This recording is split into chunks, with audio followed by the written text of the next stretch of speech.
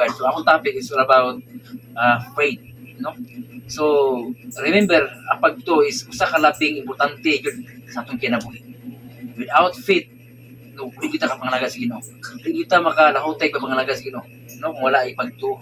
Ano man, before ka nangalagad, before ka ni buhat sa sugo sa Ginoo, kailan imo sang babaton una ang pagtuo gikan sa Ginoo. Amen. So diri sa kalibutan, there are three kinds of faith. Asa man siya? So dunay tulo ka klase nga pagtuo diri sa kalibutan. So una is pagtuo sa mga katigulangan. Di ba na itutuo sa katigulangan no? Ay panili, hindi ha. Magawa sa itong panalangin. Di ba?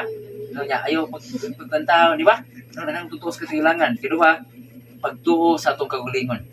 Sometimes natay gituan, natay standard. Kung tamahan na sila nga sa akong pakamat, namataan, mawag akong pakamat yan. Di ba? Sometimes natay gituan nga sa ato lang kagulingon nga prinsipyo, baruganan. Ato gibarugan, balag mamatay, basta mo ni barugan. Dili ka sure, tinuod bigyan na siya nga pagtuo. Amen?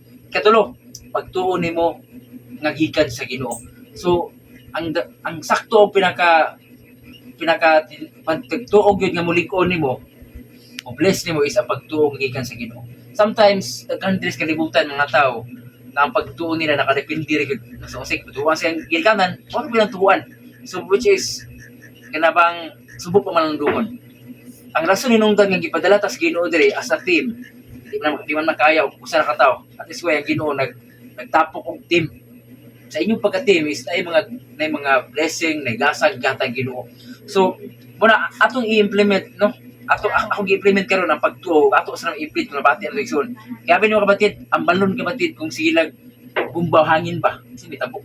Wayo mo bunto. So ang kahibalo nimo, nga mo nabatunan na dungog nimo di ka sa alaga sa Ginoo sa church, dapat iswilon sila nato sa mga tao nga wala kay balo sa Ginoo. At isoy daghang mga tao nga nakadungog sa Ginoo, ito gikawat isakbit sa kaway. Katubang binhi nga nahulog tapos kasada ba sa gikuha sa ituka sa uwak. So katong binhi mo tong pulong sa Ginoo dawod God. And then katong uwak mo tong yawa. Ano man gisakbit ano man pagsimba, paglakaw lahi ni una-una nawagtang ng ulog God. Karabang kalimutan ba? Tapi kalimutan naman. Pag tuminaw, paggawas, wagtang na ang ulugad. Wala ang itabo, wala mo tubo. Ito ba basta ito, gisak mo sa wala, ano man. Paggawas pa lang, gisakpit na, nakalimutan na ang ulugad. Ano, nalimot mo ko. So, nana siya ka talaga.